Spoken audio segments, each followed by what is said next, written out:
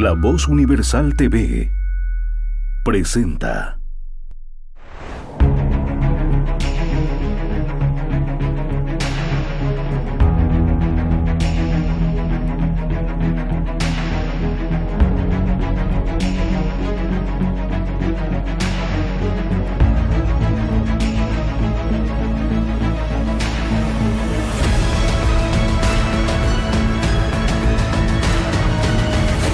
El Laberinto con Andrés Canseco. ¿Qué tal? Muy buenas. Estamos ahora en esta semana de feria en El Laberinto, en esta semana en la que hay esta actividad cultural importantísima con la presencia de mucha gente, afortunadamente, y tengo el gusto de recibir hoy en El Laberinto a Mario Mercado. Querido Mario, un amigo de la casa, ¿cómo estás? Bienvenido al Laberinto. Todo bien, Andrés. Gracias como siempre por la invitación, por estar aquí en El Laberinto y bueno, dispuestos a conversar sobre literatura y en este caso creo que literatura que tiene que ver con la ciencia. Además que es primera vez que estamos en presencial, siempre habíamos hecho Zoom, así que es un gusto estar acá. Y agradecer también a la gente de Editorial El País que nos está cobijando en esta entrevista, así que también un saludo para ellos. Pueden venir a ver toda la colección que tiene, sobre todo de ciencias políticas, que es de nuestras favoritas, está muy buena. Querido Mario, a ver, es un desafío importante porque vemos a muchísima gente y obviamente seguramente los géneros de la ficción son los que más llaman la atención, de hecho a nosotros nos encanta también, pero hay un espacio también para reflexionar sobre los libros y la ciencia, porque leer ciencia dura o introducirse a esa no es precisamente tan fácil, no es lo más común. Entonces, ¿cómo empezamos a realizar este tipo de introducción a los libros de la ciencia? Bueno, básicamente una primera aproximación para muchas personas, entrar a la ciencia significa cabalmente entrar por distintos tipos de libros, como en este caso la ciencia ficción. En mi caso, digamos, fue un poco diferente. A mí me gustó la ciencia ficción, pero posterior a libros de divulgación científica o en todo caso a temas que tengan que ver con la ciencia. Ocurre que probablemente, y en nuestro país no es la excepción, tenemos un problema con el conocimiento de lo que significa la ciencia, ¿no? Tanto los métodos, qué viene a ser la ciencia, y eso, digamos, radica en que muchas personas no le den mucha importancia a esta temática. Por ejemplo, uno en la universidad, y en todo caso también en el colegio, son pocos los profesores que entienden cómo funciona la ciencia, qué métodos existen para cada disciplina, y en todo caso también en la universidad pasa lo mismo, ¿no? Porque a veces en la universidad se enseña una materia y es una materia casi como una receta, ¿no? Pero no se sabe de dónde se obtiene esa receta. La célebre metodología de la investigación científica. Exactamente. Creo que tú también has dictado, ¿no? Exactamente. Yo también he dictado y es difícil entrarle al estudiante. Casi lo ve como una molestia esa materia, siendo que después en los mismos trabajos de la misma carrera la necesita después. Claro, porque en realidad metodología de la investigación debería ser una materia que inicie con el semestre, porque todos los trabajos se supondrían que tendrían que seguir esa metodología. Sin embargo, por las limitaciones que tenemos en nuestro medio, probablemente tenga que ver también con una falta de actualización que hacen tanto colegios, centros educativos, la misma universidad con sus docentes. Entonces eso hace que pocas personas, porque esto también incluye a docentes, entiendan sobre la importancia de la temática de la ciencia. Y en este caso, por ejemplo, bueno, aquí tenemos algunos libros que se acercan a eso, ¿no? Que se acercan un poco a, no a la ciencia en sí, sino a la divulgación, ¿no? De ciertos aspectos que tiene la ciencia, que es un poco diferente. Entonces, eso también hay que entenderlo al momento de adquirir un volumen que tenga alguna relación con alguna disciplina científica, ¿no? Y además del perfil del autor, ¿no? Porque en el caso está K. Pinker, que es un hombre que valora siempre la ciencia y la aplicación y el beneficio que ha traído a la sociedad. Pienso también, y entre tus favoritos está Bunge, por ejemplo, que es más complejo, que también se ha ocupado de la ciencia y de la filosofía y que ofrece cierto rigor en ese sentido. Russell igual, y hay otros también que tienen esa aproximación. Hace rato, antes de que se me pase, mencionabas el tema de la ciencia ficción. Es peculiar porque en esta relación se habla mucho de la fantasía, por supuesto, pero no es casualidad que algunos de los mejores de la ciencia ficción son gente con conocimiento de ciencia, o sea, que no venía solamente de la inspiración romántica o de la fantasía, sino con un asentamiento. El caso de Asimov, por ejemplo, que a ti te gusta mucho. Claro, exactamente. Casualmente, entre comillas, muchos de los mejores libros de ciencia ficción en este caso tiene que ver con gente que de alguna u otra manera ha estado ligado con temas científicos. El mismo Julio Verne, el mismo H.G. Wells. No es casual, por ejemplo, que H.G. Wells y, por ejemplo, Isaac Asimov escriban libros de historia. O sea, eran personas que se dedicaban, digamos, al estudio de ciertas disciplinas y a entender mejor el contexto donde o cómo se desenvuelve, por ejemplo, una sociedad particular, para de ahí poderlo, si se quiere, extrapolar a historias que tengan que ver un poco con la ficción. Pero cuando uno ve, por ejemplo, cuando lee estos libros, todo tiene, digamos, hay una base científica. Evidentemente hay cosas que están más cercanas a la fantasía porque son historias para entretener. Sin embargo, el conocimiento de estas personas en los aspectos científicos y tecnológicos de su época le da pie para que, bueno, hayan obras que parecen que sean predicciones, como por ejemplo el caso de la obra de Julio Verne, que es de la Tierra a la Luna, ¿no? El viaje de la Tierra a la Luna, que básicamente casi predice, por ejemplo, lo que iba a durar el viaje a la Luna. Creo que le pela por un día, más o menos el tamaño de la nave que va, en este caso a la Luna, el Apolo 11, con la que dice Julio Verne, casi tiene el mismo tamaño, ¿no?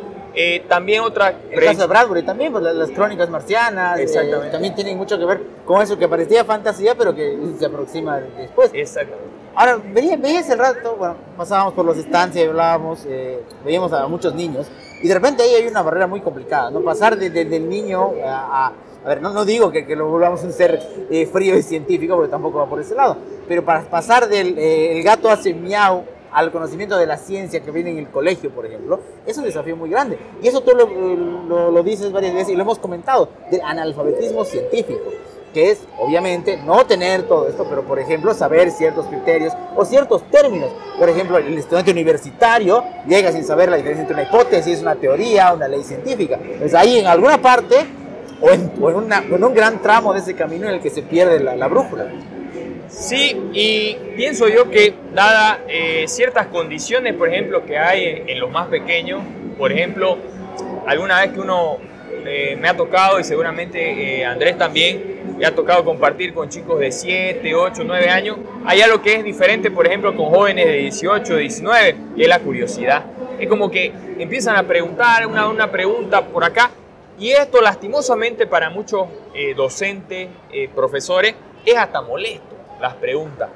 Y ahí podría ser, por ejemplo, el inicio de que un profesor trate de incentivar esa curiosidad y evidentemente tratar de, si existen documentos, evidencia científica, tratar de responderlo por ese lado y instigar al estudiante a que investigue, ¿no? Usando, por ejemplo, la metodología de la investigación. Evidentemente no como un académico universitario, pero se lo puede hacer, digamos. Entonces, yo pienso que hace falta, digamos, un mayor conocimiento en el tema de cómo funciona la ciencia, cómo funciona el conocimiento científico, y bueno, que los docentes y los profesores puedan aprovechar esa curiosidad que parece innata en muchos niños, ¿no? Y una curiosidad, aparte, que obviamente puede partir de libros y del colegio, pero también de una divulgación. Pones ahí a Carl Sagan entre los libros que hay ahí, pues toda una serie de documentales, cuestiones que antes eran difíciles de encontrar, teníamos que, por suerte, verlos en televisión o en VHS, pero ahora que están a la mano de todos en YouTube, entonces es también una buena puerta para introducirse, primero por ahí y luego a la lectura de libros científicos. Sin duda, en YouTube hay muy buenos divulgadores de ciencia, hay otros que no son tanto, sin embargo, yo pienso que, como dice Andrés, es bueno iniciar por algún lugar. Hay documentales sobre ciencia y aquí podríamos, digamos, dar, si se quiere, algunos tips para evaluar, digamos, ¿no? Sucede que, por ejemplo, a veces hay gente que me dice, tengo este libro que habla sobre la vida extraterrestre, ¿no? Y tiene datos. Bueno, habría que revisar, por ejemplo, esos datos, ¿no? Si queremos, digamos, analizar si el libro en realidad es de divulgación o en todo caso es un ensayo de conjeturas que puede tener el mismo escritor, ¿no? Y esas son diferencias. Por ejemplo, aquí tenemos un libro que nos ha prestado los amigos del Baúl del Libro, que es Los Dragones del Edén. Y aquí, por ejemplo, en este libro de Carl Sagan, que bastante recomendable como libro de divulgación, Sagan hace un análisis de la evolución del cerebro y de la inteligencia. Y en esto, evidentemente, cuando uno ve la bibliografía, hay muchos libros, digamos, de divulgación, pero también hay fuentes primarias, o sea, hay documentos académicos, ¿no? Entonces, esa, por ejemplo, es un tip, si uno quiere, para ver si realmente el libro es de divulgación. Ver las fuentes, ¿no? De dónde saca, cuáles son los investigadores. Después, por ejemplo, acá tenemos otro libro de Michio Kaku, La física de lo imposible, que él, y en otro libro que se llama La física del futuro, también tiene documentos académicos de revistas, digamos, especializadas de investigadores que estudian estos temas, y al mismo tiempo hace entrevistas y tiene conversatorios con los investigadores, ¿no? Para poder realizar sus temas. Entonces, esas son algunas formas, digamos, para poder, si se quiere, evaluar entre un libro que realmente tiene, digamos, algún sustento científico y otro que probablemente no lo tenga, ¿no? Porque ahí, digamos, como decíamos, por la falta de las herramientas, hay esa confusión en cuanto a los distintos libros que, bueno, pululan en todos lados, incluyendo la Feria del Libro, ¿no? El otro día, seguramente lo leíste, salió un artículo sobre el inglés y la ciencia, una supuesta dictadura del idioma inglés y la ciencia. Cerca del 85 o 90% de los artículos científicos se divulgaban en la lengua anglosajona. ¿Es una barrera el idioma para leer ciencia dura? Es una barrera, sin duda, digamos. Yo, por ejemplo, tengo que confesar que carezco de una fuerte conocimiento del tema del inglés, pero evidentemente se me hace hoy más fácil, por ejemplo con el Google Translator, ¿no? Hay otros tipos de traductores y, sin embargo, el inglés no deja de ser una barrera, porque ya a veces, ¿qué es lo que sucede? Una disciplina, por ejemplo, como la astrofísica o la astronomía, tiene distintos conceptos, toca y articula, digamos, muchas proposiciones que vienen a ser hipótesis y que esas hipótesis vienen a formar, por ejemplo, una teoría científica, y si no conocemos esos conceptos, ni siquiera en español, bueno, se hace complicado. Por ejemplo, hablar de física cuántica en español puede ser bastante complejo, y si es en inglés y no se conoce, aún más. Sin embargo, hoy hay distintas formas de poder conseguir esa información. Hay incluso algunos diccionarios sobre temas de ciencia para conocer qué es la física cuántica, qué es un fotón, ¿no? Que son términos que se utilizan bastante en la física. Y también hay herramientas, como decíamos, como el traductor y bueno, hay también hasta cursos gratuitos de inglés en la red, que cabalmente yo estoy en ello, estoy haciendo para comprenderlo mejor, ¿no? Y tener, digamos, una mayor llegada a estos documentos. Ahora, lo que también es bueno y que sucede es que de un tiempo a esta parte se han abierto distintas editoriales en español, tanto en España, en Argentina, en México, que y divulgan, digamos, libros que son de grandes divulgadores de la ciencia, sobre todo del siglo XX, ¿no? Entonces, eso también nos ayuda y nos aporta a que también empecemos por ahí, ¿no? Si vemos que, por ejemplo, los documentos académicos, las revistas científicas son complejas, ¿no? Dependiendo del tema que nos agrade.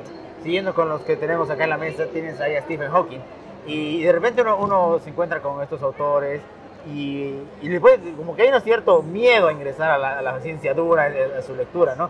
Un personaje argentino que nos agrada mucho, que es Alejandro Dolina, cuenta en sus confesiones que justamente de lo que se arrepiente es no haber leído ciencia dura más joven, que obviamente le gusta la ficción, pero la ciencia dura le llama la atención ya a una edad avanzada. ¿Cómo perderle miedo a estos autores? Pienso que, por ejemplo, algunos autores, como en este caso de Stephen Hawking, ellos han encontrado que existe esa deficiencia, ¿no?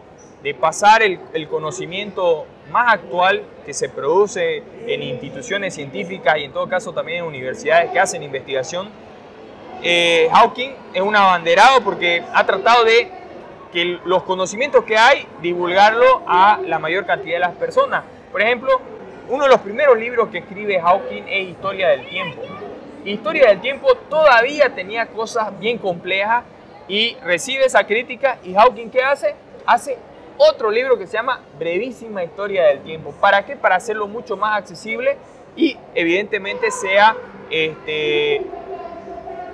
de manera más difundida lo que él quería explicar. Entonces, creo que puede ser que sean menores todavía los esfuerzos, pero hay un esfuerzo incluso por algunos científicos, y pienso yo que si necesitamos o queremos empezar por algo, tenemos que saber que si queremos, por ejemplo, mejorar nuestro cuerpo, hay que hacer algo de ejercicio, habrá que trotar. Lo mismo sucede con cualquier tipo de libro que leamos, no solamente con libros de ciencia, sino hay literatura, hay poesía que también necesita cierto esfuerzo, ¿no? Para entender algunas ideas subyacentes sobre los temas que tocan los escritores. Entonces, pienso que también parte de la iniciativa de uno, del esfuerzo y de entrar y no tener miedo, porque eventualmente muchas de las cosas que hacemos en la vida, al principio no teníamos ni idea, y es lo mismo, tratar de entender la ciencia empieza por ir quizá con libros de divulgación, como decía, o libros de ciencia ficción, o video,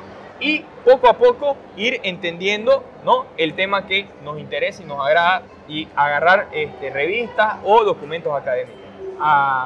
¿Cómo percibes no quiero decirle el nivel, pero sí el ambiente estudiantil de la ciencia? Porque convengamos que antes de la pandemia, si bien era poco, había iniciativas de grupos de estudio, clubes de ciencia, bueno, que están ahora haciéndolo de manera virtual, pero que justamente, mira las casualidades si así existen, vienen a notarse esa falta de conocimiento de base científica en estos tiempos, donde tanto la ciencia nos ha hecho falta y se ha buscado entender. Por ejemplo, el ejemplo clásico, no solamente comprender el famoso virus, sino el tema de las vacunas, ¿no? Criterios básicos que hemos podido notar ya en la práctica, que no están manejados mínimamente por las personas y que hasta se dejan guiar más por lo que dice el WhatsApp de la tía o el WhatsApp de la iglesia y demás, más que por lo que dice, de lo que se puede aproximar a través de la ciencia. Entonces, ha hecho que justamente notemos la falta de eso de este periodo. Claro, hay que entender que, por ejemplo, para una persona que le interesa el tema de la ciencia o le interesa, por ejemplo, hacer algún tipo de investigación, habría que digamos, cultivar, si se quiere, algunos rasgos que son importantes. Uno, por ejemplo, de los rasgos que creo que son de aquellos que se tienen que cultivar es, por ejemplo, un poco el escepticismo. ¿Y el escepticismo en qué sentido? En que a veces no todo lo que uno lee, no todo lo que uno escucha, no todo lo que uno ve es cierto, ¿no? Por más que incluso lo diga a veces mi madre, mi abuela, mi tía. Y si hay, digamos, una idea o se plantea que cierto evento o cierta cosa se produce de cierta manera, por ejemplo, como, qué sé yo, que tomando agua de maní, no sé, mis pies van a dejar de oler, digamos, si tuviera algún problema así. Bueno, lo primero que tendría que hacer es averiguar si alguna vez alguien ha hecho una investigación sobre el tema y si evidentemente eso funciona. Entonces, yo pienso que esa es una característica que debería tener toda persona que quiere entender un poco de la ciencia. Y también, algo que es fundamental es el tema de utilizar el razonamiento, ¿no? El razonamiento es algo fundamental porque no se trata simplemente de dudar de todo, sino de buscar evidencia, datos, algo que sostenga que lo que se dice es de esa manera. Entonces, el razonamiento también es muy importante porque el razonamiento hoy, más que nunca, por ejemplo, se habla de pensamiento crítico, permitiría, digamos, cribar información que probablemente no tenga sustento, no sirve, y otra información que evidentemente sí tiene sustento y nosotros podríamos aceptarla como verdadera, de cierta forma, ¿no? En este afán de conocer ciencia, posiblemente también hay otro asunto que llama la atención, que es el apoyo de las instituciones educativas y del Estado, porque por más liberal que uno sea, hay que tener en cuenta que el Estado todavía maneja la educación. Entonces, ciertos criterios han sido abandonados o se ha abierto inclusive el paso hacia ciertas corrientes irracionales que, lejos de provocar acercamientos, provocan distanciamientos y hasta rencillas con el pensamiento crítico y la ciencia.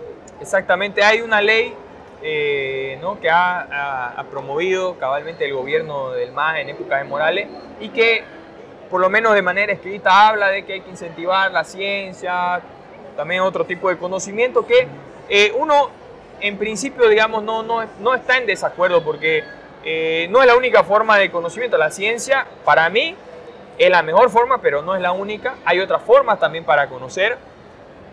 Sin embargo, el problema es que en la práctica, a veces cuando un conocimiento como el científico no funciona para validar mis teorías ideológicas, políticas, evidentemente se lo deja de lado, ¿no? O en todo caso también mis ideas religiosas. Y ahí tenemos una barrera. Entonces, yo pienso que más allá del dogma religioso, la religión o las creencias ideológicas, políticas que uno tenga, uno no puede dejar de lado el conocimiento que se viene haciendo. Y si en todo caso uno tiene una idea contraria, lo que debería hacer es buscar a otros autores, otras investigaciones que quizá postulen que es diferente a lo que plantea el autor que usted está leyendo. Entonces, a partir de ahí viene lo que hablábamos, el razonamiento, ¿no? Juzgar, evaluar la información y, bueno, decantarnos por aquella información que tiene mucho más peso desde el punto de vista científico. Agradecerte, Mario, por estar en el laberinto, por acompañarnos en esta noche de feria. Invitar también a la gente que siga, todavía quedan varias noches y que no solo venga, obviamente por ciencia, pero también por otro tipo de libros. Así es, gracias Andrés, como siempre yo me siento en mi casa. Agradecerte bueno, a las personas que nos están viendo y oyendo. Y bueno, comentar que aquí tenemos algunos libros que están en la feria. Los Dragones del Edén, bastante recomendable. Aquí está también Stephen Hawking, El Gran Diseño, que aquí por ejemplo Hawking inicia con el tema de que la filosofía ha muerto, ¿no? Entonces habría que cuestionar incluso a Hawking con ese tipo de declaraciones. Esto por si acaso han sido libros prestados de la librería El Baúl del Libro y la librería Yachaywasi. Aquí tenemos Michio Kaku, Física de lo Imposible. Este es un libro bastante interesante porque trata un poco de pensar en ciertos conocimientos científicos, ciertos aparatos tecnológicos que podrían ser parte de nuestra realidad en un futuro muy cercano. Y tenemos también este libro de Steven Pinker, que es quizá está más cercano al ensayo, ¿no? Pero también tiene datos y, ¿por qué no?, una buena literatura, buena bibliografía y referencias bibliográficas de revistas académicas, y validarlo también podría ser como un libro de divulgación que habla de muchos temas, medio ambiente, la pobreza, la violencia, y que también es altamente recomendable. Además que, como lo decíamos hace rato, en este Pinker, de repente no de manera directa, pero sí de manera indirecta, muestra que cómo ha influido el conocimiento en nuestro progreso y nuestro avance, desde esos ideales antiguos de la Ilustración hasta nuestros días. Exactamente, algo que muchas veces, por desconocimiento, la mayoría de las personas dejamos de lado, ¿no? Se cuestionan muchas cosas que están mal en la sociedad y que no está mal cuestionarlo. Sin embargo, habría que entender todo ese proceso, ¿no?, que llevó a que, digamos, las cosas no estén como uno quisiera. Por ejemplo, ahora se habla del problema del cambio climático. Sin embargo, sin el avance tecnológico, sin el avance de la ciencia, no sabríamos que ese problema existe, ¿no? Entonces, más allá de, digamos, preocuparnos por estos temas, no hay que desdeñar más bien cierto desarrollo, cierto avance en el conocimiento, y más bien valorarlo y buscar quizá otras vías para un desarrollo diferente y que, bueno, que nos lleva a nuevos desafíos, pero que pienso yo que con el conocimiento y el avance tecnológico se pueden hacer muchas cosas, y evidentemente también con la iniciativa política que debe haber en los gobiernos. Muchísimas gracias una vez, Mario, por estar acá. Gracias, Andrés, por la invitación, como siempre. Muchas gracias. Y gracias a todos los que nos han seguido, que nos siguen siempre, que siguen el contenido a través de nuestras páginas de Facebook, YouTube, Instagram y también Spotify. Una vez más, siempre es un gusto hacer el laberinto, en esta ocasión desde la feria. Nuevamente invitarlos a que visiten en la Fexpo Cruz. Hasta el día 8 de agosto estará la feria. Hasta luego, que estén muy bien. El laberinto con Andrés Canseco.